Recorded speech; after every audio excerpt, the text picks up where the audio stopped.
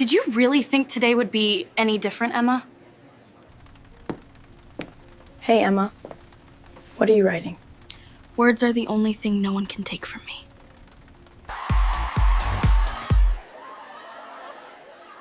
What's wrong, Emma? Lost your voice again? I promise you, Mija, no one will silence you anymore. In realms of words where dreams take flight, a poet's soul ignites the night. With ink as stars and... What if I told you that the quietest person in the room might be fighting the loudest battle of their life? The morning sun filters through the grimy windows of Jefferson High, casting long shadows across empty hallways that will soon echo with the sound of teenage laughter and cruelty. In this maze of lockers and fluorescent lights, Emma Martinez moves like a ghost, her oversized cardigan pulled tight around her shoulders, clutching a worn notebook against her chest like armor that's already failed her too many times. She's 15, but her eyes carry the weight of someone much older. Behind thick-rimmed glasses held together with medical tape, those eyes dart constantly, not in curiosity, but in survival. Every step she takes is calculated, every breath measured, every moment spent hoping to become invisible enough to make it through another day. But invisibility, Emma has learned, is a luxury she can't afford. So before you get comfortable, take a moment to like the video and subscribe, but only if you genuinely enjoy what I do here. The first bell rings, and the hallways explode into life. Students flood in like a tide, their voices bouncing off the walls in waves of conversation about weekend parties, upcoming tests, and who's dating whom. Emma presses herself against her locker, trying to shrink into the metal, but it's too late. She's already been spotted. Well, well, look what crawled out of the thrift store bargain bin. Brooke Richardson's voice cuts through the morning chatter like a blade. She approaches with the confidence of someone who's never questioned her place in the world. Perfectly straightened blonde hair, designer clothes that cost more than Emma's family spends on groceries in a month, and a smile that could charm teachers and destroy souls in the same breath. Emma's fingers tighten around her notebook. Inside its pages lie poems, stories, fragments of a world where she matters, where her voice has power. But here, in this hallway, those words might as well be written in invisible ink. Did you sleep in those clothes again, Charity Case? Brooke's voice carries just loud enough for nearby students to hear, but quiet enough to avoid teacher attention. It's a practiced cruelty, honed over years of understanding exactly how to inflict maximum damage while maintaining plausible deniability. Emma's face burns, but she doesn't respond. Speaking would only make it worse. She learned that lesson months ago when her quiet, "Please stop," became fodder for a week's worth of mockery about her pathetic little mouse voice. Brooke's followers gather like vultures, sensing weakness. Madison Chen, whose family's wealth built half the buildings in town, holds up her phone with the camera pointed at Emma. "This is going to be so good for my story," she whispers, not caring that Emma can hear every word. "Look at her shake," laughs Tyler Morrison, a boy whose athletic scholarship dreams blind him to the cruelty he enables. It's like she's having a seizure or something. But Emma isn't shaking from fear. She's shaking from the effort it takes to hold herself together. Every muscle in her body screams to run, to fight, to scream back at them, but she's learned that resistance only feeds their hunger for her pain. The second bell rings, and the crowd begins to disperse. Brooke leans in close, her voice dropping to a whisper that only Emma can hear. "You know what the funny thing is? My mom says your dad used to be somebody important, a big shot lawyer or something." Her smile turns predatory. "But look at you now. Guess the apple doesn't fall far from the tree, does it? Some people are just born to be nothing." The words hit Emma like physical blows. She's never told anyone about her father's past, never spoken about the man who once commanded courtrooms and now stocks shelves at the local hardware store. The fact that Brooke knows, that she's been researching, digging, weaponizing even the parts of Emma's life that should be private, makes her stomach turn. Emma stumbles into her first period English class, sliding into the back row where she's mastered the art of becoming furniture. Mrs. Patterson drones on about symbolism in classical literature, but Emma's mind is elsewhere, replaying every moment of the hallway encounter, analyzing each word for hidden meanings and future threats. She pulls out her notebook and begins to write, her pen moving across the page in quick, desperate strokes. They think silence is surrender, but silence is the space between lightning and thunder. The moment before the storm breaks, the breath before the scream, the pause before the world changes forever. The words flow from her like blood from a wound, each line a small rebellion against the voices trying to convince her she's worthless. Writing has become her sanctuary, the one place where she can be honest about the rage burning beneath her carefully constructed mask of indifference. During lunch, Emma sits alone in the library, picking at a peanut butter sandwich while pretending to read. Through the window, she can see Brooke's table in the cafeteria, the social hub where reputations are built and destroyed with the casual cruelty of teenagers who don't yet understand the permanent damage their words can cause. But Emma sees something else too. She notices how Madison flinches when Brooke criticizes her outfit, how Tyler's laughter sounds forced when he's the target of her jokes, how even Brooke's closest friends seem to walk on eggshells around her mercurial moods. For just a moment, Emma wonders if she's the only one being hurt by Brooke's reign of terror, or if she's simply the most visible target in a war that's claiming casualties every day. The thought should comfort her, but instead, it makes her feel worse. If Brooke is hurting everyone around her, why does no one speak up? Why does no one fight back? Why is Emma the only one who seems to understand that what's happening isn't normal, isn't acceptable, isn't something they should all just endure? As the final bell rings and students stream toward their buses, Emma lingers in the library, reluctant to face the walk home where Brooke's friends might be waiting. She's learned their patterns, their favorite places to corner her, their preferred methods of humiliation. But today feels different. Today, there's an electricity in the air, a sense that something is shifting beneath the surface of their carefully choreographed cruelty. Emma doesn't know it yet, but 20 miles away, her father Daniel is sitting in his small apartment above the hardware store, staring at a letter that arrived in the mail today. A letter that will change everything.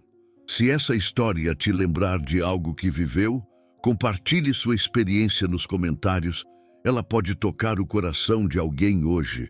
Now take a deep breath and prepare yourself for a journey that might change how you see the world. As Emma finally gathers the courage to leave the library, she has no idea that her father has just made a decision that will turn their quiet life upside down, and that the very people who think they know her story are about to discover they don't know her at all. The letter trembles in Daniel Martinez's weathered hands, its official letterhead bringing back memories he's spent 3 years trying to bury.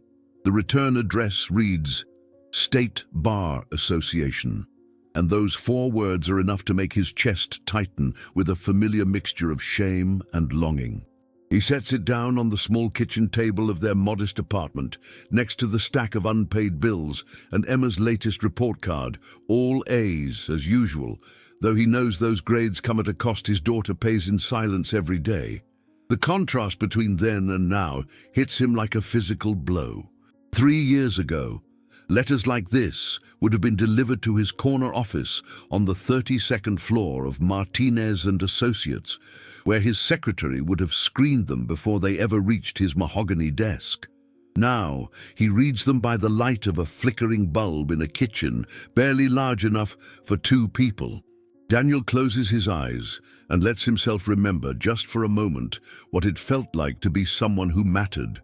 The courtroom was his cathedral, his voice commanding attention from judges and juries alike. He could weave facts into stories that moved people to tears, could find the thread of truth in the most tangled cases, could make the impossible seem inevitable with nothing but words and unwavering conviction. The miracle worker, they called him in legal journals. The lawyer who never lost a case that mattered, who took on the powerful and made them tremble, who built a reputation on defending those who couldn't defend themselves. But every miracle has its price, and Daniel's came due on a Tuesday morning in October, 3 years and 4 months ago. The Hendricks case. Even now the name makes his hands shake. Margaret Hendricks, a single mother whose son had been killed by a drunk driver. The son of Judge William Morrison, Tyler's father, though Daniel didn't know that connection at the time. The judge's boy had been drinking at a party, speeding through residential streets, when he struck 7-year-old Marcus Hendricks as the child chased a ball into the road. It should have been simple. Vehicular manslaughter, maybe involuntary if they were feeling generous. A few years in prison, justice served. A mother's grief acknowledged by the system that had failed to protect her child. But nothing involving the Morrison family was ever simple. Daniel had built his case methodically, gathering witness statements, traffic camera footage, toxicology reports that painted a clear picture of a privileged teenager whose recklessness had stolen a little boy's future. He was so focused on seeking justice for Margaret Hendricks that he never saw the trap being laid around him. The night before the trial, Daniel received a call from an unknown number. The voice on the other end was distorted, mechanical, but the message was crystal clear. Check your bank account, Mr. Martinez. Then check your daughter's school records. Then decide if destroying a judge's family is really worth destroying your own. Daniel had laughed it off as a desperate intimidation tactic. He'd faced down corporate executives, organized crime figures, and corrupt politicians. Some anonymous voice wasn't going to shake his resolve. But when he arrived at court the next morning, everything changed. The prosecution presented evidence Daniel had never seen before, bank records showing a $500,000 deposit into an account bearing his name and social security number. Correspondence allegedly between Daniel and Margaret Hendricks discussing how to manufacture evidence to strengthen their case. Text messages from Daniel's phone to witnesses, offering payments for testimony, all of it fabricated, all of it perfect, all of it devastating. Daniel watched his reputation crumble in real time as the judge, not Morrison, who had recused himself, but Judge Patricia Hawthorne, known for her zero tolerance for legal misconduct, declared a mistrial and ordered an immediate investigation into Daniel's conduct. The media feeding frenzy began within hours. Miracle workers' miracle exposed. Attorney accused of fabricating evidence in child death case. The headlines wrote themselves, each one more damaging than the last. Cable news panels dissected his career, finding suspicious patterns in cases he'd won legitimately, questioning victories he'd earned through skill and dedication. Within a week, Daniel's law firm was hemorrhaging clients. Partners who had praised his brilliance suddenly couldn't return his calls. The State Bar launched a formal investigation that would drag on for months, each day bringing new allegations, new doubts, new reasons for former allies to distance themselves from his tainted name. But the cruelest twist came when Daniel finally understood who had orchestrated his downfall. Judge Morrison himself, using his connections and influence to protect his son at any cost. The drunk driving case quietly disappeared, pleaded down to a traffic violation with community service. Margaret Hendricks received a settlement that came with an ironclad non-disclosure agreement, and Daniel lost everything except the one thing that mattered most. Emma was 12 when their world collapsed, old enough to understand that Daddy wasn't going to work anymore, that they had to sell the house with the big yard and the tree swing, that her private school days were over, but young enough to believe her father when he told her it was just a temporary setback, that everything would be okay. She never asked why kids at her new school sometimes whispered when she walked by, never questioned why her father's shoulders seemed permanently bent under an invisible weight. Emma simply adapted, the way children do, accepting their new reality with a resilience that broke Daniel's heart every single day. The investigation eventually concluded with Daniel's disbarment, not because they could prove he'd done anything wrong, but because he couldn't prove he hadn't.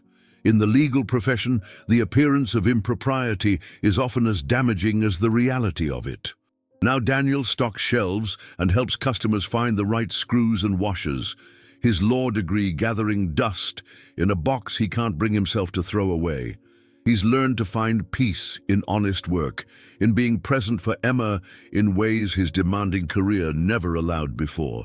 But peace, he's discovering, is a luxury neither he nor his daughter can truly afford. The letter from the State Bar sits unopened before him, its contents unknown, but its arrival significant. Letters from former colleagues, from reporters seeking interviews, from law schools where he once gave lectures. They all stopped coming 2 years ago. For the Bar to be writing now means something has changed. Daniel hears Emma's key in the lock, followed by her quiet footsteps on the stairs. She moves through their small space like a whisper, as if taking up too much room might somehow invite more pain into their lives. He quickly shoves the letter into a drawer, plastering on the smile he's perfected over 3 years of pretending everything is fine. "How was school today, Mija?" he asks, though he can already see the answer in her hunched shoulders, in the way she avoids his eyes. "Fine," Emma replies, the lie so practiced it sounds almost convincing. She disappears into her room, and Daniel hears the soft scratch of her pen against paper, the sound that's become the soundtrack of their evenings. He waits until he's sure she's settled, then pulls the letter back out. His hands no longer shake as he tears it open, though his heart hammers against his ribs. The contents are brief, formal, and earth-shattering. "Mr. Martinez, new evidence has come to light regarding your case. We request your presence at a review hearing scheduled for next Friday at 2 p.m. Please bring all relevant documentation regarding the Hendricks matter." Daniel reads the letter 3 times before its meaning fully sinks in. Someone has found something. Someone knows the truth about what really happened 3 years ago. But as hope begins to flutter in his chest, a darker thought takes hold.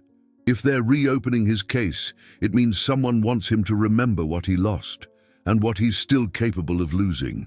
Through the thin walls, he can hear Emma writing, her pen moving faster now, more urgently. He wonders what stories she's telling herself to make sense of a world that seems determined to punish them both for crimes they didn't commit. What Daniel doesn't know yet is that his daughter's stories are about to become more than just words on a page, and that the man who destroyed his career has no idea his own son is about to become part of a reckoning 3 years in the making. The rain pounds against the windows of Jefferson High like accusatory fingers, each drop echoing the rhythm of Emma's racing heart as she stands frozen outside the gymnasium doors. Inside, the sound of teenage laughter mingles with music from the school's fall dance, a celebration she was never meant to attend, never wanted to attend, but somehow finds herself drawn to like a moth to the very flame that will consume her. She clutches her notebook tighter, its pages damp from her sweaty palms and the October drizzle that followed her from the bus stop. 3 weeks have passed since her father received that mysterious letter. 3 weeks of watching him pace their small apartment with the restless energy of a caged predator. 3 weeks of pretending she doesn't notice how he studies her face each morning, as if searching for cracks in her carefully constructed armor. Tonight, that armor is about to shatter completely. Emma didn't plan to come to the dance. She had intended to spend the evening like every other Friday night, writing in her room while her father worked late inventory at the hardware store, losing herself in stories where the quiet girl finds her voice and the bullies face consequences for their cruelty. But something had changed in her today, something that started when she overheard Brooke Richardson talking to Madison Chen during lunch. "I heard her dad used to be some hotshot lawyer who got caught stealing money," Brooke had whispered, not caring that Emma sat just 2 tables away. "My mom says the whole family is probably cursed or something, like genetically programmed to be losers." The words had burrowed under Emma's skin like parasites, feeding on every insecurity she'd ever harbored about her father's fall from grace. For 3 years, she'd carried the weight of his shame without complaint, had rebuilt her identity around being invisible, had convinced herself that if she just stayed quiet enough, small enough, insignificant enough, maybe the world would forget to hurt her. But tonight, standing in the rain outside the gymnasium, Emma realizes that silence hasn't protected her at all. It's only made her an easier target. She pushes through the doors into the warm, humid air of teenage celebration. The gymnasium has been transformed with cheap decorations and colored lights that cast everything in unreal hues. Red like the rage building in her chest, blue like the sadness she's swallowed for so long it's become part of her DNA, purple like the bruises on her soul that no one bothers to see. The music thrums through the floor and into her bones, but it's not the bass line that makes her body vibrate with tension. It's the sight of Brooke Richardson, resplendent in a dress that costs more than Emma's family spends on rent, holding court near the refreshment table like the queen she believes herself to be. Emma moves along the gymnasium's edge, trying to remain invisible, but her presence seems to send ripples through the social ecosystem. Conversations pause as she passes. Phones appear to capture her awkward navigation of this foreign territory. Whispers follow in her wake, like the sound of vultures circling prey. She finds a corner behind the bleachers, a pocket of shadow where she can observe without being observed, where she can maybe find the courage to leave before anyone notices she was foolish enough to come. But her notebook falls from her trembling hands, its pages scattering across the floor like fallen leaves, and suddenly she's on her knees, frantically gathering her most private thoughts before anyone can... Well, what do we have here? Brooke's voice cuts through the music like a blade through silk. Emma looks up to find herself surrounded. Brooke, Madison, Tyler Morrison, and 3 other students, whose names she doesn't know, but whose expressions of cruel anticipation she recognizes all too well. Did the charity case actually think she belonged at our dance? Madison asks, holding up her phone to record whatever's about to happen. The camera's red light blinks like a malevolent eye, promising to broadcast Emma's humiliation to an audience that will feast on her pain and ask for seconds. Emma tries to speak, to say something that might diffuse the situation, but her voice has abandoned her completely. She clutches her scattered pages against her chest, but Tyler reaches down and snatches several sheets before she can stop him. "What's this garbage?" he asks, squinting at her handwriting. Then his face changes, a slow smile spreading across his features like an infection. "Oh, this is rich. Listen to this, everyone." He clears his throat theatrically and begins to read in a mocking sing-song voice. "They think silence is surrender, but silence is the space between lightning and thunder." He breaks off, laughing. "Jesus, did you actually write this emo poetry bullshit? What are you, 13? The circle tightens around Emma as Tyler continues reading her most private thoughts aloud, his voice dripping with ridicule. Each word feels like a violation, like having her soul stripped naked and displayed for the entertainment of people who see her pain as nothing more than a source of amusement. "The moment before the storm breaks," Tyler continues, his voice getting louder as more students gather to witness the spectacle. "The breath before the scream, the pause before the world changes forever." He looks up from the page with theatrical confusion. "What storm, Emma? What scream? You gonna have a little temper tantrum?" Something fractures inside Emma's chest. 3 years of accumulated hurt, 3 years of swallowed anger, 3 years of watching her father carry shame that isn't his, while she carries shame that shouldn't be hers. All of it comes rushing to the surface like a dam bursting under pressure. "Give it back," she whispers, but her voice is so quiet it's swallowed by the music and laughter. "What?" Brooke leans in with exaggerated concern. "Did you say something? I couldn't hear you over the sound of your pathetic whimpering." "Give it back." Emma's voice is stronger now, carrying a tremor that isn't fear, but something far more dangerous. Tyler holds the paper above his head, grinning as Emma reaches for it uselessly. "You want your little diary back? Here, let me help you with that." He rips the page in half, then quarters, then eighths, letting the pieces flutter to the ground like snow. Emma watches her words, her thoughts, her hopes, her private rebellion against a world that's tried to destroy her, scatter across the dirty gymnasium floor. The sound that emerges from Emma's throat isn't quite human. It's the cry of an animal caught in a trap, the wail of wind through broken windows, the scream of a train derailing in slow motion. It cuts through the music and conversation, freezing everyone in place as they witness the exact moment when silence transforms into something else entirely. But Emma's scream isn't just about the torn poetry or the public humiliation. It's about every morning she's dreaded going to school, every lunch she's eaten alone while surrounded by hundreds of people, every night she's watched her father's shoulders sag under the weight of injustices neither of them deserved. It's about the realization that staying quiet hasn't protected her. It's only taught her tormentors that they can hurt her without consequence. The gymnasium falls silent, except for the echo of Emma's cry bouncing off the walls. Students stare in shock, their phones forgotten as they witness something raw and primal that makes them deeply uncomfortable. This isn't the entertainment they signed up for. This is real pain, real damage, real consequences for their casual cruelty. Brooke steps back, her confident mask slipping for just a moment. "Jesus, Emma, it's just a joke. Don't be so... Don't!" Emma's voice is steady now, carrying a note of authority that surprises everyone, including herself. "Don't you dare tell me it's just a joke. Don't you dare minimize what you've done to me every single day for months." She stands slowly, a torn poetry scattered at her feet like evidence of a crime. When she looks at Tyler, something in her eyes makes him take an involuntary step backward.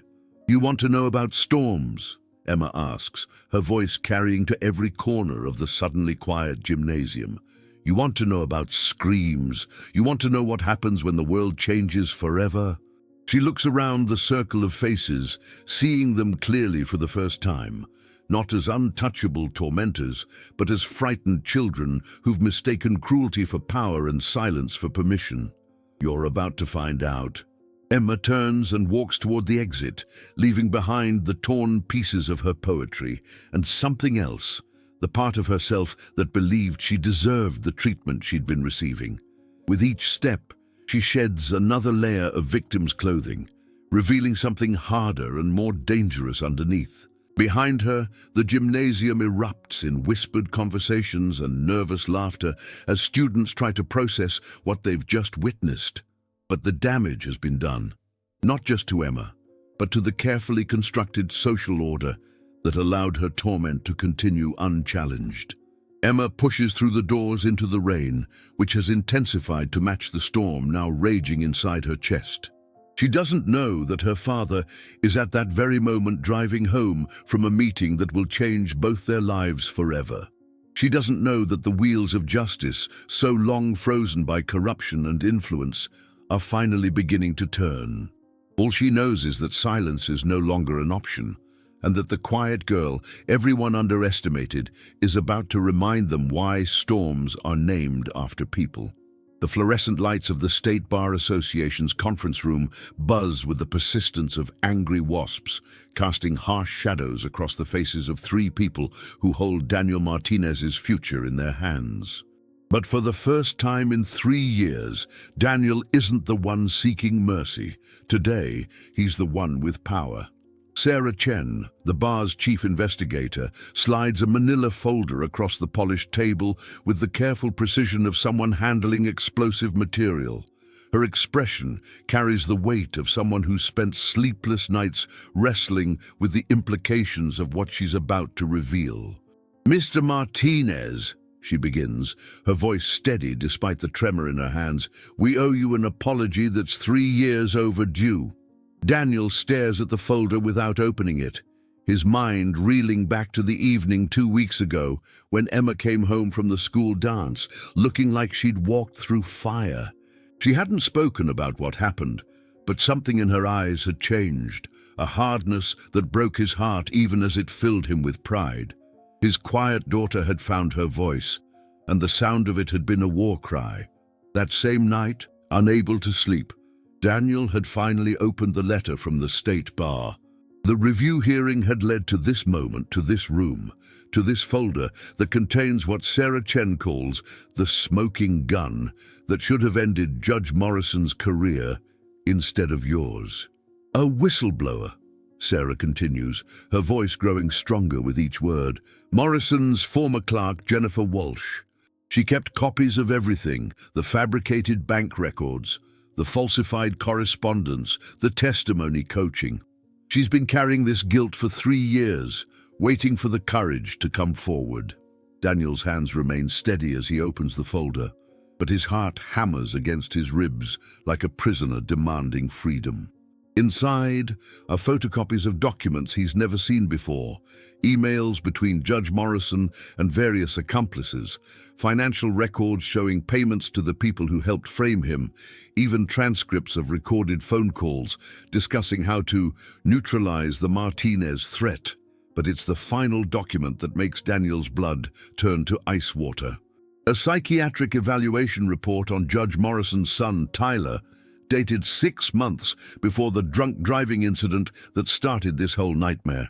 The report details a pattern of escalating violence, substance abuse, and what the evaluator calls sociopathic tendencies, with particular emphasis on targeting vulnerable individuals. Tyler Morrison wasn't just a privileged kid who made a mistake. He was a predator whose father had spent years covering up increasingly dangerous behavior, including 3 prior incidents involving alcohol and reckless endangerment that had been buried through Morrison's judicial connections. There's more, Sarah says quietly, producing a second folder. Jennifer kept meticulous records of other cases Morrison manipulated. The Hendricks case wasn't an isolated incident. It was part of a pattern spanning 8 years. 17 families destroyed, 43 attorneys sanctioned or disbarred, all to protect Morrison's network of corrupt officials and their children. Daniel absorbs this information with the methodical precision of his legal training, but beneath his professional calm, a different kind of fire is building. Not the hot rage of injustice, but the cold fury of calculation. The man who once commanded courtrooms with his moral authority is awakening, and he's looking at the tools Morrison used to destroy him as if they're weapons he can turn back on their creator. "What's the timeline for Morrison's arrest?" Daniel asks, his voice carrying the quiet authority of someone who's remembered exactly who he used to be. Sarah exchanges glances with her colleagues. "That's complicated. Morrison has already been informed that he's under investigation. He's hired the best defense team money can buy, and he's calling in every favor he's accumulated over 20 years on the bench. This isn't going to be a quick process." "How long?" "Realistically, 2 years minimum before any criminal trial. The civil suits will take even longer. And that's assuming we can get convictions, which isn't guaranteed given Morrison's connections." Daniel closes the folders and leans back in his chair, his legal mind already working through possibilities and probabilities. 2 years. Emma would be a senior by then, her high school experience thoroughly poisoned by the son of the man who destroyed their family. 2 years of watching his daughter endure what she's been enduring, while Morrison's boy continues his reign of terror under the protection of wealth and influence. Unacceptable. "I want copies of everything," Daniel says finally. "Every document, every recording, every piece of evidence Jennifer Walsh provided." "Mr. Martinez, I understand your desire for vindication, but this isn't about vindication." Daniel's voice cuts through Sarah's concern like a scalpel through flesh. "This is about justice, and justice delayed is justice denied." As Daniel drives home through the darkening streets of his small town, his mind races through the implications of what he's learned. Morrison's corruption runs deeper than anyone imagined, but corruption leaves trails, creates vulnerabilities, builds networks that can be unraveled by someone who knows how to pull the right threads. He thinks about Emma, about the poetry he's found torn and scattered in her wastebasket, about the way she moves through their apartment like a ghost of herself. He thinks about the other kids Morrison's son has probably tormented, the other families who don't have a disgraced attorney for a father, who don't have access to the tools needed to fight back against systemic abuse. Daniel parks outside their building and sits in the darkness for a long moment, watching Emma's silhouette move past her bedroom window.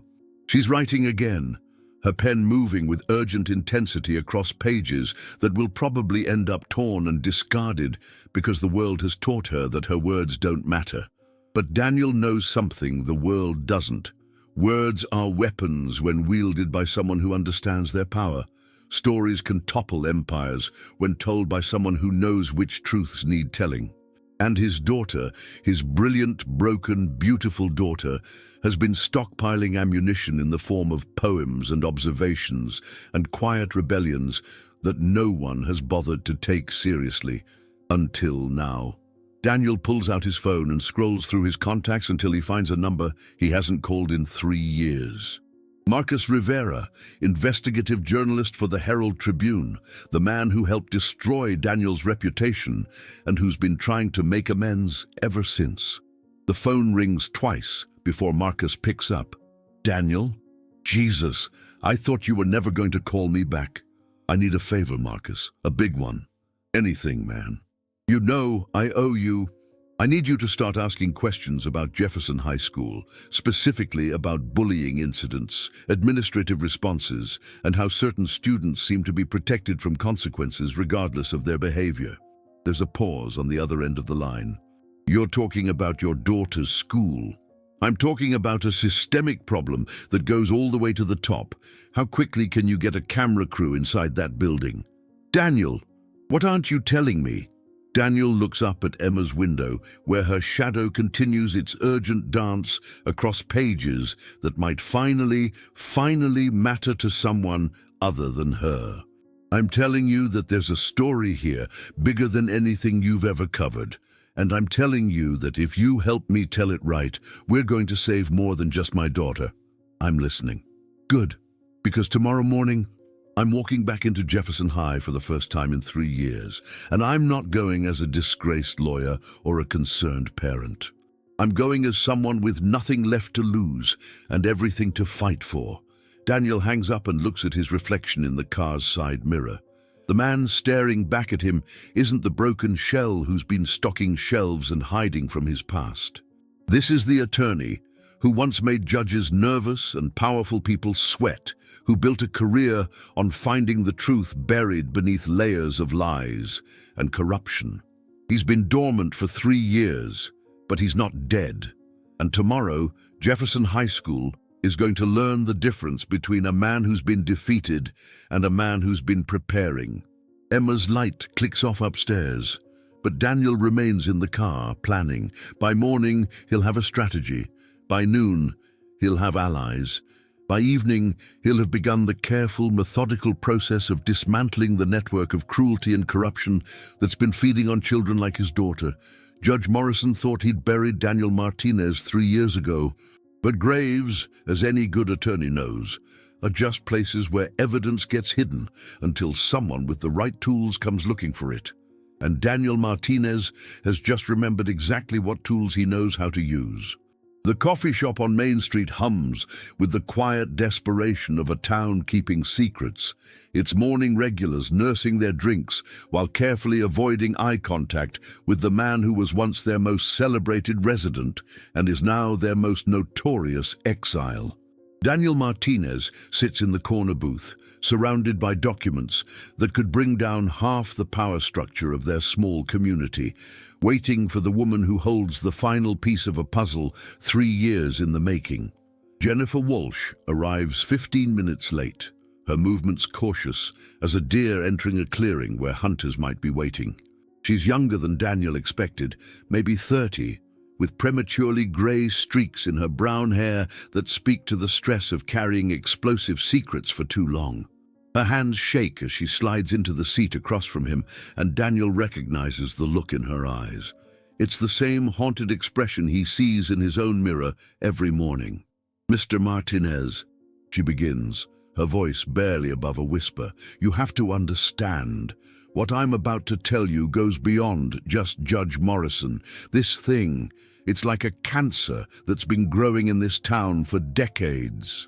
Daniel sets down his coffee cup with deliberate precision, his attorney's instincts cataloging every micro-expression on Jennifer's face. She's terrified, but she's also relieved, the particular kind of relief that comes when you finally decide to lance a wound that's been festering for years. "Tell me about the Richardson family," Daniel says quietly, watching as Jennifer's face goes pale. "How did you—" She stops herself, shaking her head. "Of course, you always were the one who could see connections others missed." Jennifer pulls out a tablet and scrolls to a series of photographs that make Daniel's stomach clench. School board meeting minutes, financial records, private correspondence between Morrison and Richard Richardson, Brooke's father, and the town's most influential real estate developer. The Richardsons have been laundering money through Morrison's court for 8 years. Jennifer explains, her voice gaining strength as she speaks. Illegal development projects, zoning violations that get dismissed, environmental lawsuits that mysteriously disappear. Richard Richardson has been buying Morrison's protection with campaign contributions and under-the-table payments. She swipes to another document, a psychological evaluation report that mirrors the one Daniel saw about Tyler Morrison, except this one bears Brooke Richardson's name and a date from 2 years ago. "Brooke's been in therapy since she was 13, Jennifer continues, "diagnosed with narcissistic personality disorder with sociopathic tendencies. But instead of getting her real help, her parents have been using their money and Morrison's influence to cover up increasingly violent behavior." Daniel reads the evaluation with growing horror. 3 documented incidents of Brooke physically assaulting younger students, 1 case of cyberbullying that drove a classmate to the brink, and a pattern of manipulation and psychological torture that the evaluating psychiatrist describes as methodical and escalating. "There's more," Jennifer says, her voice now steady with the terrible calm of someone who's decided to burn down everything she's helped build. The school administration, Principal Matthews, Vice Principal Torres, even the guidance counselors, they're all complicit. They've been covering up bullying incidents for years, especially when they involve children from wealthy families. She shows him emails that make Daniel's hands clench into fists, incident reports that were filed and then deleted, teacher complaints about student behavior that were ignored or suppressed, parents who tried to report bullying only to find their concerns dismissed or their children facing retaliation. "Emma isn't Tyler and Brooke's first victim," Jennifer says quietly. "She's just the most recent in a line that goes back years, and every time someone tried to speak up, Morrison's network made sure they were silenced." Daniel thinks about the other kids he's seen at Emma's school, the ones who walk with their heads down, who eat lunch alone, who seem to carry invisible wounds that never quite heal. He thinks about the parents who must have tried to fight for their children, only to discover that the system designed to protect kids was instead protecting their tormentors. "Why now?" Daniel asks. "Why are you coming forward after all this time?" Jennifer's composure finally cracks, tears streaming down her face as she struggles to speak. "Because 3 weeks ago, I found out that my daughter Emily is starting at Jefferson High next year, and when I looked at the enrollment records, I saw something that made me realize I couldn't stay silent anymore." She shows him one final document, a psychological screening form that's part of Jefferson High's admission process. It's designed to identify vulnerable students, children who might be dealing with family trauma, economic hardship, or social anxiety. But instead of using this information to provide support, the document is cross-referenced with a database that Jennifer calls the hunting list. "They identify the vulnerable kids," she whispers, "and then they feed them to the predators. Emma wasn't randomly selected by Brooke and Tyler. She was specifically targeted because the system identified her as someone who wouldn't fight back, whose father couldn't protect her, who would suffer in silence. The revelation hits Daniel like a physical blow. Emma's torment wasn't the random cruelty of teenage hierarchies. It was systematic, calculated, designed by adults who should have been protecting her. The poetry assignments that revealed her inner thoughts, the counseling sessions where she was encouraged to open up about her family's struggles, even her placement in classes with known bullies, all of it was orchestrated to maximize her vulnerability and minimize her ability to seek help. "How many children?" Daniel asks, his voice tight with barely controlled rage.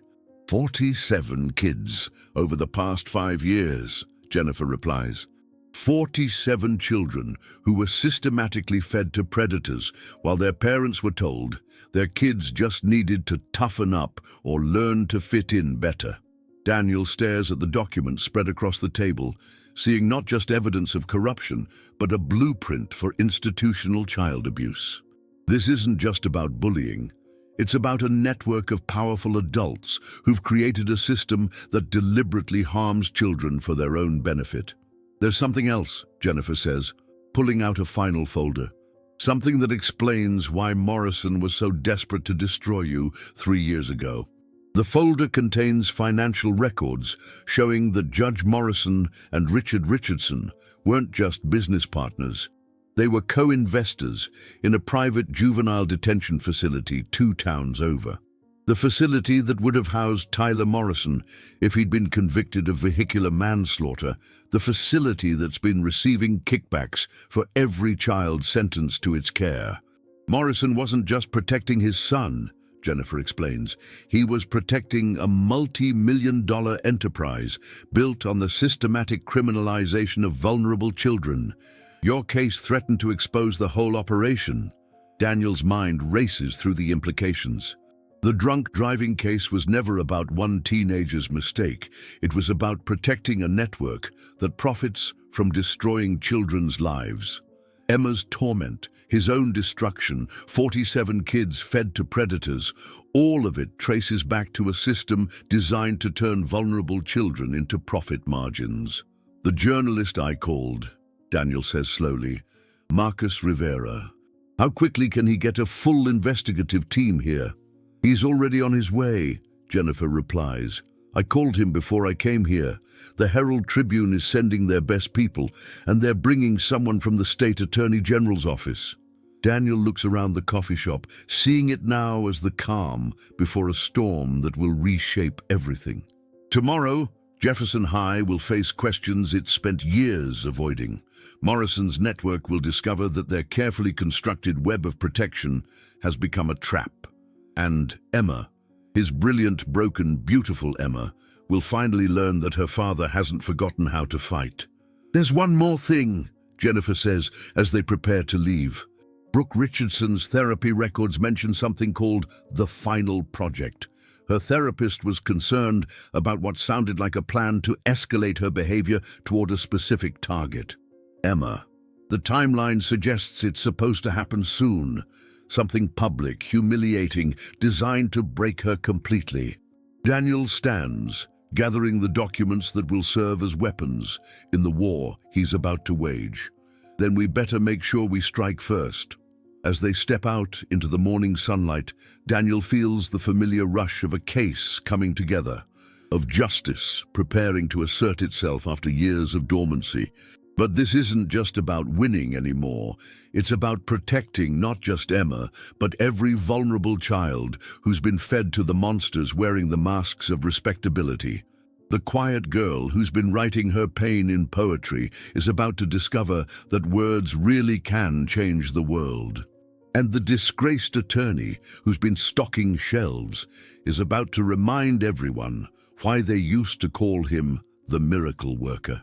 The storm Emma promised at the dance is coming, but she won't be facing it alone. The auditorium of Jefferson High falls silent as Daniel Martinez walks through the doors he hasn't crossed in 3 years, carrying a leather briefcase that feels heavier than the weight of his destroyed reputation. Every face turns toward him, students who know him only as the disgraced father of the quiet girl, teachers who remember when his name commanded respect, administrators whose carefully maintained lies are about to crumble like sand castles at high tide. Emma sits in the 3rd row, her notebook clutched against her chest like armor, her eyes wide with the kind of terror that comes from seeing your private hell suddenly thrust into public view. She doesn't know that her father spent the entire night preparing for this moment, that Marcus Rivera's camera crew is positioned strategically throughout the auditorium, that Jennifer Walsh is feeding real-time updates to the State Attorney General's office from her position near the emergency exits. Principal Matthews stands at the podium, his face the color of old parchment as he watches Daniel approach. The emergency assembly was called under the pretense of discussing recent concerns about school climate, but everyone in the room can sense that something deeper is happening, something that will reshape the carefully constructed order of their small world. Ladies and gentlemen, Principal Matthews begins, his voice trembling slightly. We've asked Mr. Martinez to speak with us today about... No. Daniel's voice cuts through the explanation like a blade through silk. He doesn't need introductions or explanations or the protective cushion of administrative doublespeak. He needs truth, and he needs it now. My name is Daniel Martinez. He continues, his voice carrying to every corner of the auditorium with the authority of someone who's remembered exactly who he used to be. 3 years ago, I was destroyed by a corrupt system that chose to protect the powerful instead of seeking justice for the innocent. Today, I'm here to return the favor. A ripple of whispers moves through the crowd like wind through wheat, but Daniel raises his hand and the auditorium falls silent again. Emma stares at her father as if seeing him for the first time. Not the broken man who stocks shelves and apologizes for taking up space, but the attorney who once made judges nervous and powerful people sweat. But I'm not here to talk about my case. Daniel continues, opening his briefcase with deliberate precision. I'm here to talk about yours. He pulls out a stack of documents thick enough to choke a horse, each page representing a child failed by the system, a family destroyed by corruption, a truth buried beneath layers of institutional lies. For 5 years, Daniel says, his voice gaining strength with each word, this school has operated what I can only describe as a systematic program of child abuse. Vulnerable students have been identified, targeted, and fed to predators, while administrators looked the other way, and parents were told their children just needed to toughen up. The silence in the auditorium becomes oppressive, heavy with the weight of secrets suddenly dragged into the light. Students shift uncomfortably in their seats, some beginning to recognize themselves in Daniel's description, others realizing for the first time that what they've witnessed or participated in wasn't normal teenage behavior, but something far more sinister.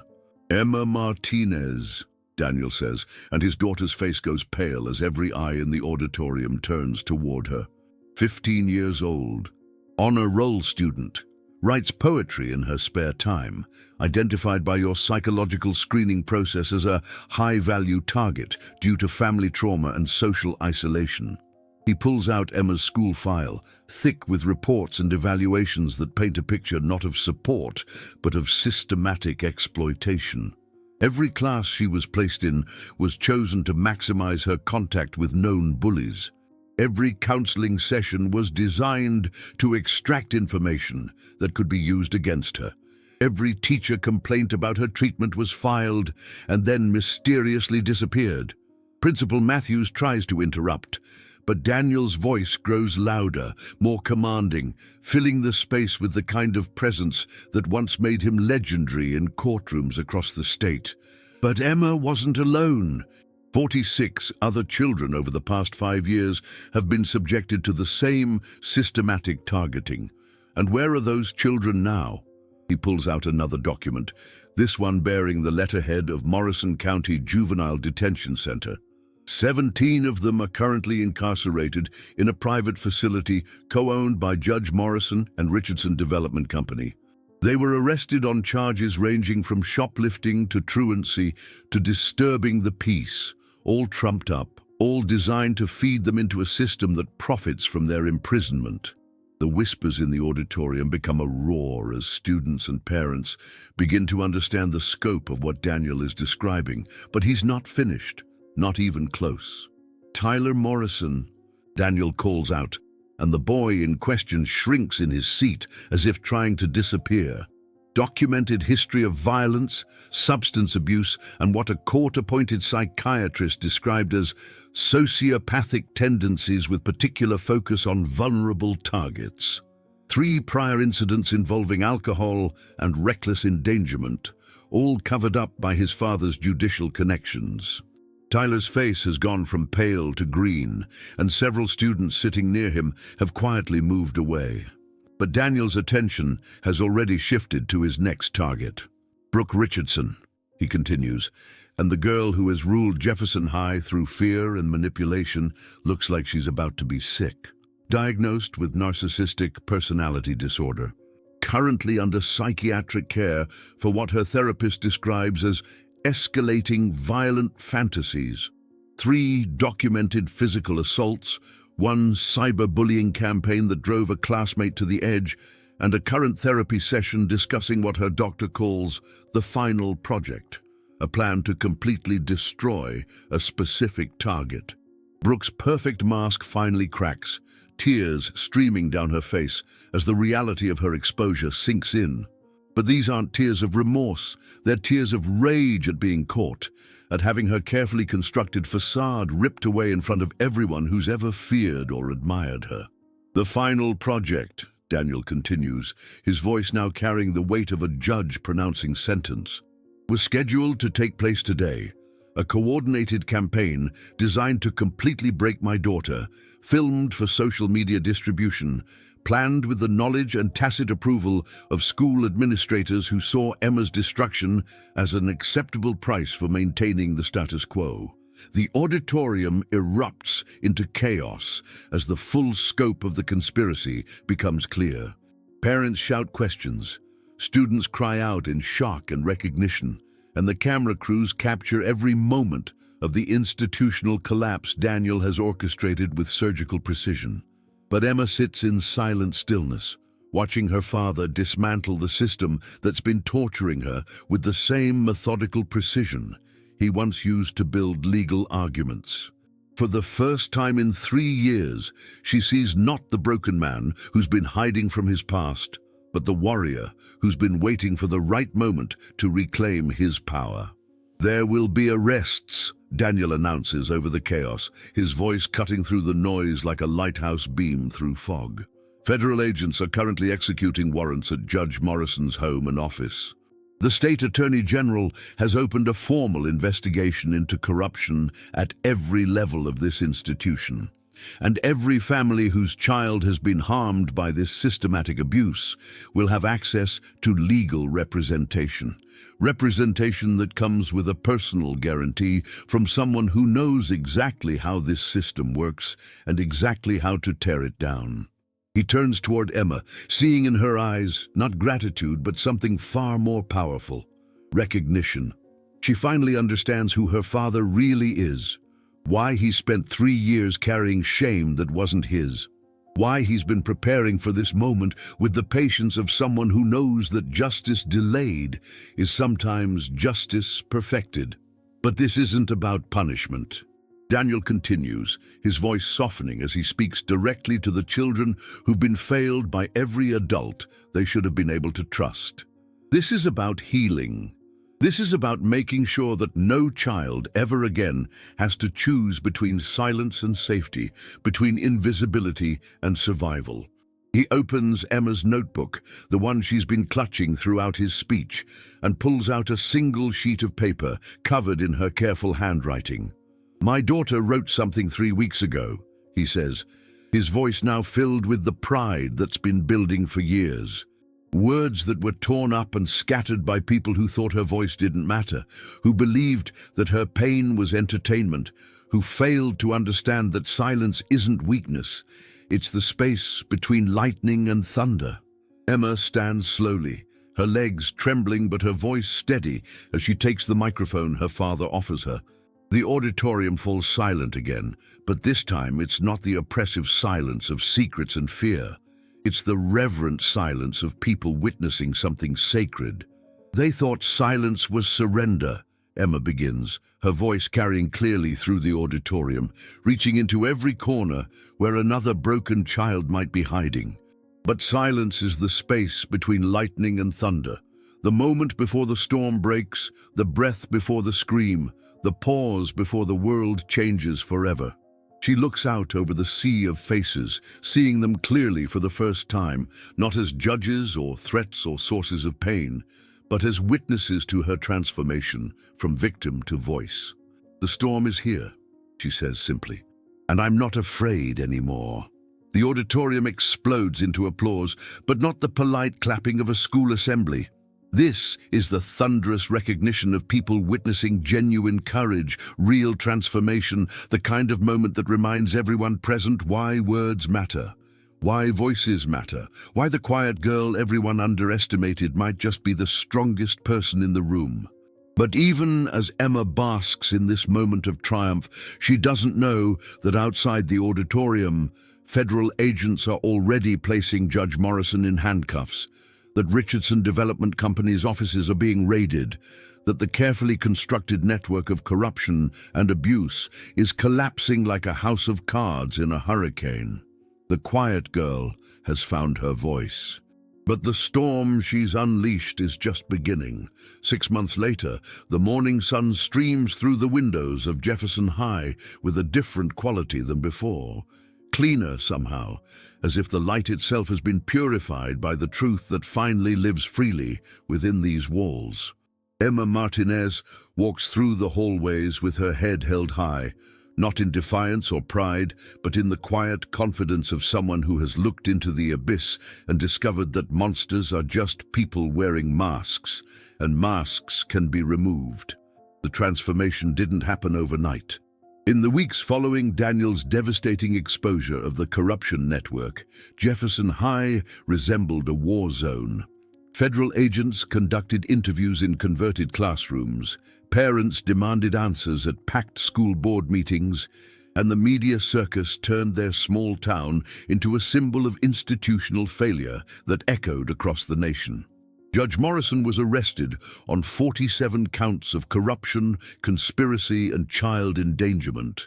The private detention facility he co-owned was shut down, its young prisoners released to families who finally understood that their children's behavioral problems had been manufactured by a system designed to profit from their pain.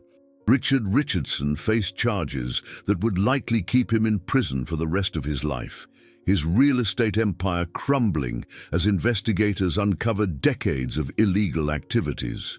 But perhaps the most profound transformation was in the children themselves. Tyler Morrison, stripped of his father's protection and forced to confront the reality of his actions, broke down completely during his court hearing. The boy who had tormented Emma with such casual cruelty sobbed as he read a letter of apology that took him 3 weeks to write, his words stumbling over admissions of guilt that seemed to surprise even him. He was sentenced to 2 years in a therapeutic residential facility, real therapy this time, not the performance his family had paid for to avoid consequences. Brooke Richardson's fall was even more dramatic. The girl who had ruled through fear and manipulation discovered that without the system protecting her, she was just another troubled teenager in desperate need of help. Her breakdown in front of the cameras became a viral moment, but not for the reasons she would have wanted. People saw through her tears to the damaged child underneath, and many found themselves feeling something they never expected to feel for Brooke Richardson: pity. She was placed in a long-term treatment program for adolescents with personality disorders, her social media accounts deleted, her reign of terror officially ended. The last Emma heard, Brooke was making progress. Slow, painful progress, but progress nonetheless. Sometimes I wonder if they'll be okay, Emma says to her father as they share breakfast in their new apartment, still modest but larger than before, with windows that face east toward the rising sun rather than the alley behind the hardware store. Daniel looks up from the newspaper, which features yet another article about the ongoing investigations spawned by what journalists have dubbed the Jefferson High Conspiracy. His law license has been fully restored, and offers pour in daily from firms wanting to associate themselves with the attorney who brought down one of the most extensive corruption networks in the state's history. Tyler and Brooke, he asks, though he already knows that's who she means. Emma has always had a heart too large for her own good, capable of feeling compassion even for those who caused her pain. They were victims too, Emma says quietly, stirring her coffee with the same deliberate precision she once used to write poetry in hidden corners. Victims of a system that taught them that hurting others was not only acceptable, but rewarded. That doesn't excuse what they did, but healing has to include everyone if it's going to mean anything. Daniel finishes, recognizing the wisdom in his daughter's words. It's a perspective that's shaped his approach to the dozens of civil cases he's now handling for families affected by the corruption network. Emma nods, then returns to the essay she's writing for her application to the journalism program at Northwestern University. The quiet girl who once used words to survive is now planning to use them to expose injustice wherever she finds it. Her personal statement begins, "I learned that silence isn't surrender, it's preparation, and sometimes the quiet ones are the most dangerous of all." The sound of the doorbell interrupts her writing, and Daniel opens it to find Marcus Rivera holding a bouquet of flowers and wearing the kind of grin that suggests good news. "The Pulitzer Committee announcement is this afternoon," Marcus says, stepping into their apartment with the easy familiarity of someone who's become family through shared purpose. "My editor thinks we have a real shot." The investigative series Marcus wrote about the Jefferson High conspiracy had rippled across the nation, inspiring similar investigations in dozens of other communities. School districts rewrote their policies, state laws were changed to prevent the kind of systematic targeting Emma had endured, and federal legislation was introduced to protect vulnerable children from institutional abuse. "You deserve it," Emma says, looking up from her essay. "Those articles saved more kids than we'll ever know." But Marcus shakes his head. "I just wrote the words. You and your father, you're the ones who lived the story. You're the ones who had the courage to fight back when fighting back seemed impossible." Through the window, they can see Jefferson High in the distance, its brick facade unchanged, but its soul fundamentally transformed. Principal Matthews had been fired within a week of Daniel's revelations, along with most of the administrative staff. The new principal, Dr. Sarah Kim, was a former prosecutor who specialized in protecting children from institutional abuse. Under her leadership, Jefferson High has become a model for how schools can identify and support vulnerable students rather than exploit them. The psychological screening process that once created hunting lists now creates support networks. Teachers receive training in recognizing signs of systematic bullying, and there's a zero-tolerance policy for the kind of coordinated harassment that once drove children to desperation. Most importantly, there's now a program called the Emma Martinez Initiative, a peer counseling system where students who have survived trauma help identify and support others who might be struggling. Emma visits once a month to speak with participants, sharing her story and reminding them that their voices matter, that their pain is valid, that they are not alone. "I got another letter yesterday," Emma tells Marcus, pulling an envelope from her backpack. From a girl in Oregon whose school district just implemented new anti-bullying policies based on what happened here. She says her life has completely changed because someone finally believed her when she asked for help. These letters arrive almost daily now, from children, parents, teachers, and administrators who have been inspired by Emma's transformation from victim to advocate. Each one is carefully filed in a growing collection that Emma calls her Hope Archive. Proof that pain shared can become healing multiplied. Daniel watches his daughter read the letter aloud, marveling at the woman she's becoming. The scared, silent girl who once clutched her notebook like armor has evolved into someone who uses her story as a weapon against injustice, who transforms her trauma into a tool for helping others find their voices. But perhaps the most remarkable change is in Emma herself. She no longer writes poetry about being invisible, about wanting to disappear. Her recent work is full of fire and determination, words that blaze across the page like battle cries for anyone who has ever felt powerless. Her latest poem, published in the school literary magazine, begins, "They told me to be quiet, to be small, to disappear. But they never considered that quiet people hear everything, that small people can slip through cracks to find the truth, that those who seem to disappear are often just gathering strength for the moment when they reappear as something magnificent." The phone rings, interrupting the comfortable silence of their morning routine. Daniel answers to find Jennifer Walsh on the other end, her voice bubbling with excitement. "The last of the civil settlements just came through," she tells him. "Every family affected by the targeting program will receive full compensation, and the new Oversight Committee has approved funding for a national task force on institutional child abuse. They want you to head it." Daniel looks at Emma, who nods with the kind of pride that fills his chest with warmth. The task force would mean traveling, speaking at conferences, helping other communities identify and dismantle their own systems of abuse. It would mean using his restored reputation to ensure that what happened at Jefferson High never happens anywhere else. "Tell them yes," he says, watching Emma's smile grow brighter. "But I have one condition. My daughter comes with me as a consultant. If we're going to teach people how to identify systematic abuse, they need to hear from someone who survived it." That afternoon, as Emma sits in her favorite corner of the school library, no longer hiding but simply enjoying the peace of being surrounded by books, she reflects on how different everything feels. The same students walk these halls, the same teachers conduct their classes, the same fluorescent lights buzz overhead, but the atmosphere has changed completely. Where once there was fear, there's now openness. Where once there was silence enforced by intimidation, there's now conversation encouraged by genuine care. The predators have been removed, the enablers have been replaced, and the children who remain are learning what it feels like to be truly safe. Madison Chen approaches Emma's table, her movements hesitant but determined.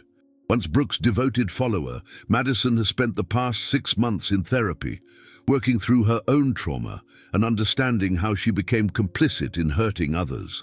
"Emma," she says quietly, "I know this doesn't make up for anything, but I wanted you to know that I'm writing an essay about bystander responsibility for my college applications. About how staying silent when you witness abuse makes you part of the problem."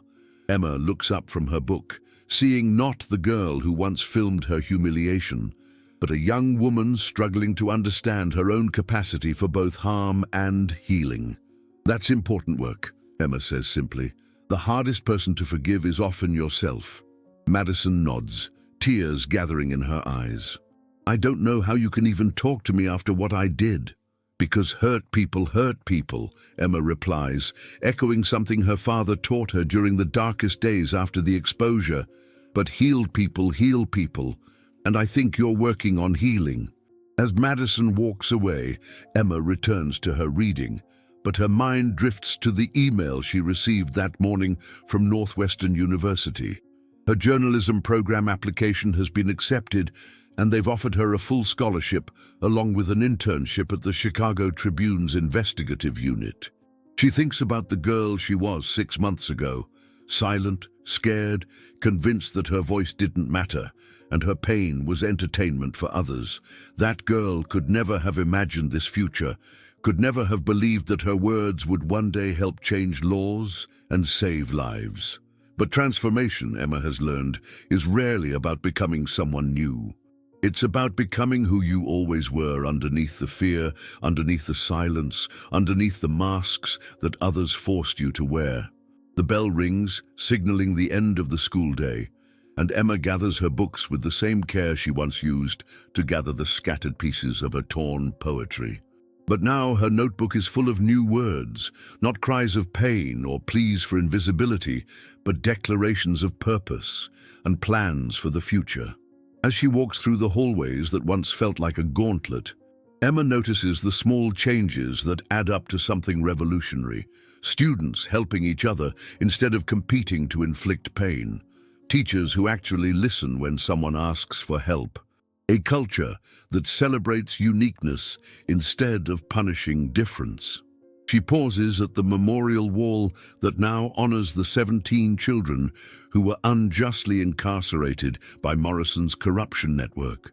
Their names are carved in polished granite, a permanent reminder that silence in the face of systematic abuse is complicity, and that justice delayed is not always justice denied. Sometimes it's justice gathering strength. At the bottom of the memorial, in letters that catch the afternoon light, are the words Emma spoke that day in the auditorium. "The storm is here, and I'm not afraid anymore." She touches the inscription gently, remembering the terrified girl who wrote those words in the margins of her notebook, never imagining they would become a rallying cry for vulnerable children across the nation. Emma Martinez is no longer the quiet girl everyone underestimated. She's become something far more dangerous to those who profit from suffering and silence.